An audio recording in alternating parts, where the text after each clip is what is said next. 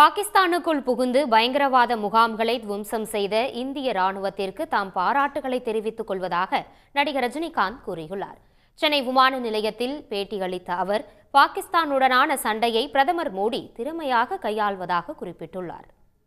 இந்த போர் கைவிடப்பட்டிருக்கு. அது குறித்து உங்களோட இந்தியா பாகிஸ்தான் போர் நிறுத்தம் நடந்திருக்கு சார். அதை பத்தி உங்க கருத்து. அப்புறம் தீவிரவாத தாக்குதல்ல ஈடுபட்டவங்க மேல கடுமையான நடவடிக்கை எடுக்கணும்னு நீங்க சொல்லியிருந்தீங்க. இந்திய ஆர்மி நல்ல தாக்குதல் பண்ணி 10 முகாம்கள் அழிச்சிருக்காங்க.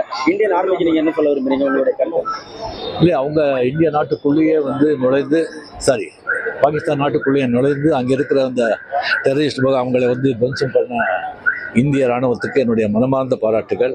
ஸோ இந்த போரை மிக திறமையாக, வலிமையாக, வீரியத்தோடு கையாண்டு கொண்டிருக்கும் நம்ம பாரத பிரதமர் மோடி அவர்களுக்கு அண்ட் ஹோம் மினிஸ்டர் அமித்ஷா அவர்களுக்கு, டிஃபென்ஸ் மினிஸ்டர் ராஜ்நாத் சிங் அவர்களுக்கு, முப்படை அதிகாரிகளுக்கு, முப்படை வீரர்களுக்கு என் மனமார்ந்த பாராட்டுகள். நன்றி. உடனுக்குடன் செய்திகளை தெரிந்து கொள்ள சன் நியூஸ் பெல் ஐகானை கிளிக் பண்ணுங்க.